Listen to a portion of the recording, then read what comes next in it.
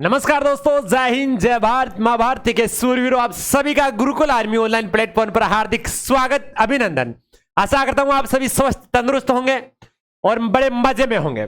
आज की क्लास में बात करेंगे अपन साइंस की जो जीत बेच चलता है अपना दिल्ली पुलिस का, उसमें आज का जो मेन टॉपिक रहेगा जो आपके आने वाले हर एग्जाम में पूछे जाते हैं, न्यूटन के जो गति के नियम है। ठीक है, तो न्यूटन के गति के 3 नियम दिए थे। न्यूटन ने कितने नियम दिए थे?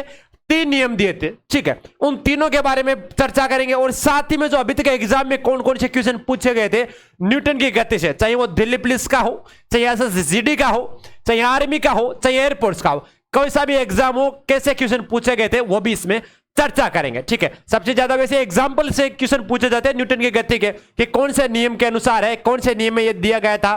ठीक है, वो पूछा जाता है, तो वो सारी चर्चा करेंगे। वीडियो के अंत तक बने रहना। ठीक है, एक बार सेशन को दबा के शेयर भी कर दीजिए, जितने भी आपके पास भाई बंधु बैठे हैं, दोस्त बैठे हैं, सबके पास शेयर कर दीजिए। बात करेंगे आपके न्यूटन के गति के नियम। तो बात करते हैं सबसे पहले न्यूटन ने गति के कितने नियम दिए थे लाडले? 3 नियम दिए थे। ठीक है, सबसे पहली बात, पहला नियम था आपका न्यूटन के गति का प्रथम नियम। ठीक है, इसकी बात करते हैं तो एक वस्तु अपनी स्थिर अवस्था में बनी रहती है या सरल रेखे गति से गति करती रहती है तब तक उस पर कोई बाह्य परिणामी बल कार्यरत न हो। जब तक उस पर कोई बाहरी कार्य जो परिणामी कार्यरत बल है तब तक वो आप लगातार कंटिन्यूसी रेखा में, अगर रेखा में गमन कर रही है तब तक करेगी। इसे ही जड़त्व का नियम कहते हैं। क्या कहते हैं? जड़त्व का नियम, लॉ ऑफ एंट्रिया भी कहते हैं। ठीक है, अगर इसको ऐसा कहूं मैं आपको कि जड़त्व का नियम कौन सा नियम है, कि न्यूटन का जड़त्व का नियम कौन सा नियम है, एग्जाम में क्वेश्चन पूछा गया था आपके दिल्ली पुलिस के जो पिछली बार 2020 में।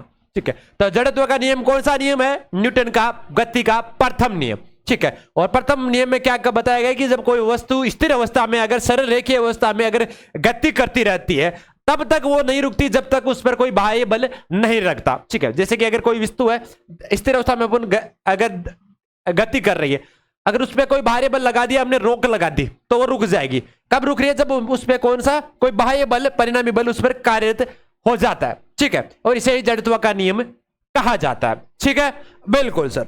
फिर बात करेंगे जड़त्व के कुछ उदाहरण की।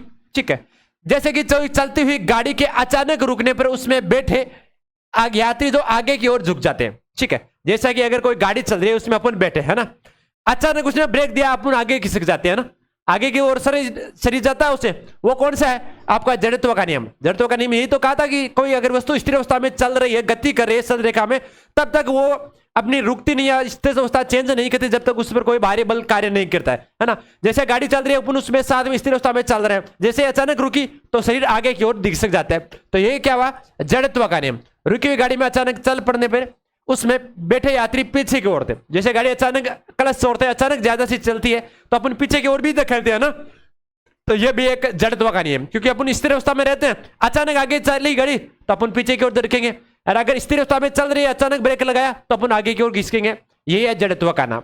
ठीक है, दूसरी बात करेंगे दूसरे एग्जाम्पल की, तो गोली मारने से कांच की गोल छेद हो जाता है, परंतु पत्थर मारने पर वह कांच टुकड़े टुकड़े में टूट जाता है। यह भी एग्जाम में पूछा गया था। ठीक है, इसके अलावा हथौड़े को हत्थे में कसने के लिए हत्थे को जमीन पर मारा जाता है। ठीक है, यह भी किसका? आपका जड़त्व का एग्जाम्पल है। ठीक है, लिख लीजिए तीनों आपके। चलती हुई गाड़ी में अचानक रुकने पर बैठे यात्री आगे की ओर धकेलना, अचानक चलती है गाड़ी तो यात्री को पीछे और की ओर धकेलना, और गोली मारने से जो आपके कांच में छेद हो जाता है, जबकि आपके पत्थर मारने से वो टुकड़े टुकड़े में हो जाता है। ठीक है, तीसरा एग्जाम्पल की बात करें आपके, तो हथौड़े को हत्थे में कसने के लिए आपके हत्थे को जमीन पे मारा जाता है। ठीक है, बिल्कुल सर। फिर बात करेंगे इसके आगे, कंबल या गर्द लगे दरियों को लटका कर जब डंडे से प्रहार किया जाता है तो धूल के कण पृथक हो जाने का यही कारण है। ठीक है, जैसे अगर कोई बेडशीट होती है या फिर कंबल होते हैं, उसको झड़काते हैं या फिर खड़ा के उसे अगर किसी मारते हैं डंडे से तो उसके जो कण है वो बाहर निकल जाते हैं। ठीक है, उसमें अगर धूल कण जैसे अपशिष्ट पदार्थ उसमें रहते हैं तो वो सभी सारे के सारे बाहर निकल जाते हैं। ठीक है, फल लगे पेड़ के डाल को जब हिलाया जाता है तो उसमें फल गिरने का कारण भी जड़त्व का होता है। पके हुए फल है, वो नीचे गिर जाते हैं। जब किसी पेड़ पे अगर फल लगा हुआ हो, जैसे बोर लगा हो, सेब लगा हो, केले लगे हो, कोई भी, अगर उसको जैसे झटकाया जाता है, हिलाया जाता है, तो पके हुए वो नीचे गिर जाते हैं। किस कारण? जड़त्व के कारण, यानी कि न्यूटन की गति का प्रथम नियम। आ गया समझ में? कभी नहीं बोलोगे? बिल्कुल। फिर बात करेंगे गुरुजी आगे, बात करेंगे न्यूटन की गति के दूसरे नियम की। किसकी? दूसरे नियम की। पहला कंप्लीट हो गया, बिल्कुल। दूसरे की बात करते हैं, साथ में लिखते जाइए। दूसरे नियम की बात करें तो किसी वस्तु के त्वरण इस पर लगे रहे परिणामी बल के अनुक्रमानुपाती एवं इसके द्रव्यमान के व्युत्क्रमानुपाती होता है। त्वरण और परिणामी बल की दिशा एक ही होती है, ठीक है, F बराबर m में, ठीक है, लिख लीजिए इसको, F बराबर m में। अर्थात किसी वस्तु के संवेग में परिवर्तन की दर उस पर आरोपित बल के समानुपाती होता है। जब किसी वस्तु पर बल आरोपित कर दिया जाता है तो संवेग में जो परिवर्तन की दर पर आरोपित बल समानुपाती होता है और उस दिशा में होती है जिसमें बल लगाया जाता है, ठीक है, बिल्कुल सर। लिख लीजिए एक बार इसको भी। इनके एग्जाम्पल से एग्जाम में क्वेश्चन पूछे जाते हैं। या अगर दूसरी भाषा में बोला जाए तो किसी वस्तु के अगर पिंड में जो संवेग में परिवर्तन की दर लगाए गए बल के समानुपाती होता है और संवेग में दिशा वही होती है जिस दिशा में बल लगाया जाता है। अगर दूसरी भाषा में अगर इस परिभाषा को अपन याद रखना चाहे तो, ठीक है, बिल्कुल सर। अब बात करेंगे इसके आगे एग्जाम्पल की। तो क्रिकेट गेंद को रोकने के लिए गेंद रहित हाथ को पीछे खींचा जाता है। जैसे कि अगर गेंद को कैच किया जाता है तो क्या करता है क्रिकेटर? उस गेंद को, हाथ को नीचे की ओर ले जाता है ताकि वो उसको दर्द ना हो। ये किसके कारण होता है? आपके गति के नियम के द्वितीय नियम के अनुसार, और बल की दिशा में ही होता है। जैसे नीचे की ओर लग रहा है तो आप हाथ भी नीचे की ओर करोगे ताकि दर्द ना हो, लगे ना, ठीक है, चोट से बचने के लिए। यह भी आपका एग्जाम्पल आपकी गति के दूसरा नियम का, ठीक है, बिल्कुल सर।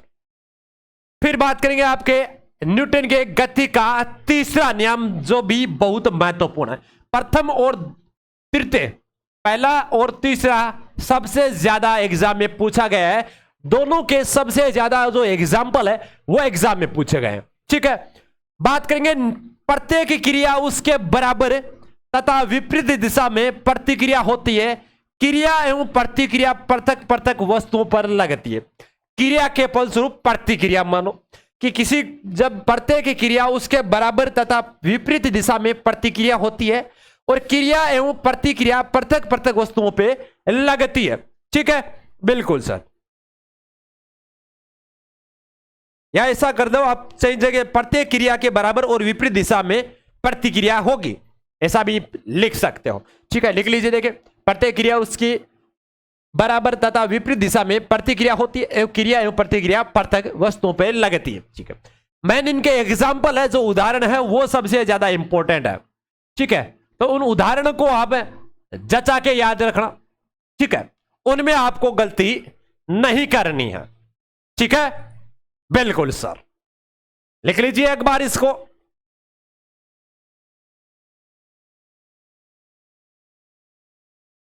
बिल्कुल बिल्कुल,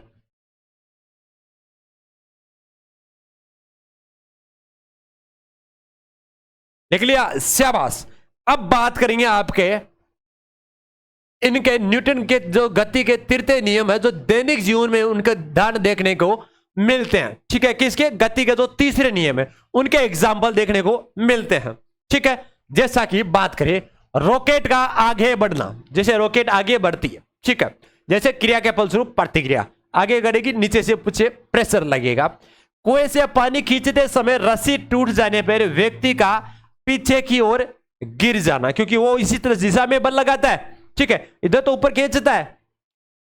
बंदूक से गोली छोड़ते समय पीछे की ओर झटका लगना, जैसे अपन बंदूक लगाओगे, बंदूक को छोड़ोगे तो यहां पे कंधे पे लगा के तो छोड़ोगे, तो जैसे ही छोड़ोगे तो कंधा पीछे की ओर धकेले जाएगा।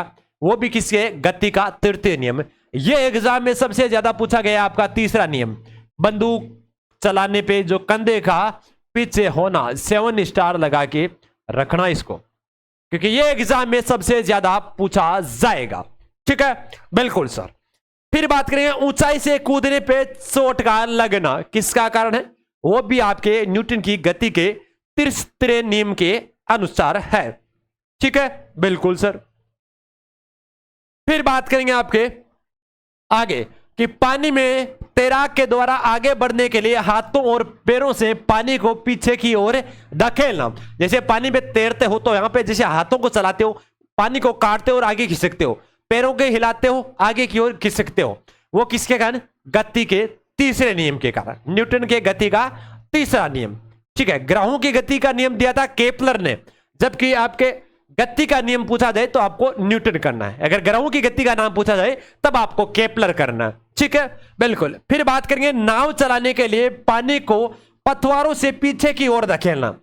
जैसे पतवार बैठे हैं जो नाव में होते हैं, ठीक है, उस नाव में जो पतवार पानी को काटते हैं पीछे, ठीक है, और नाव आगे चलती है। यह भी किसी गति के कारण, गति का तीसरे नियम के कारण। फिर बात करेंगे वायुयान के जो प्रोपेलर ब्लेड का वायु के पीछे की ओर फेंकना आदि, ये आपका एग्जाम्पल है गति के नियम का तीसरा एग्जाम्पल। ठीक है, इसको भी एक बार लिख लीजिए।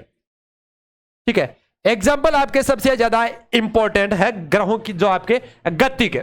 ठीक है, बिल्कुल सर, जो एग्जाम में सबसे ज्यादा पूछे जाते हैं। ठीक है, बिल्कुल, एक बार इनका स्क्रीनशॉट ले लीजिए अगर पहले नहीं लिया हो तो। मेन एग्जाम्पल है उनका, विशेष तौर से ध्यान रखना। ठीक है, जैसे बंदूक की गोली वाला, ये बहुत बार पूछा गया है। रॉकेट के आगे बढ़ना, यह भी ध्यान में रखना। फिर बात करेंगे द्वितीय नियम के भी ध्यान रखना। हालांकि द्वितीय का अभी तक इतना ज्यादा पूछा नहीं गया, पर प्रथम और तृतीय का सबसे ज्यादा पूछा गया। और अब लिख लीजिए फर्स्ट वाला का। ठीक है, गति के जो प्रथम नियम है उसका एग्जाम्पल लिख लीजिए। ठीक है, बिल्कुल सर,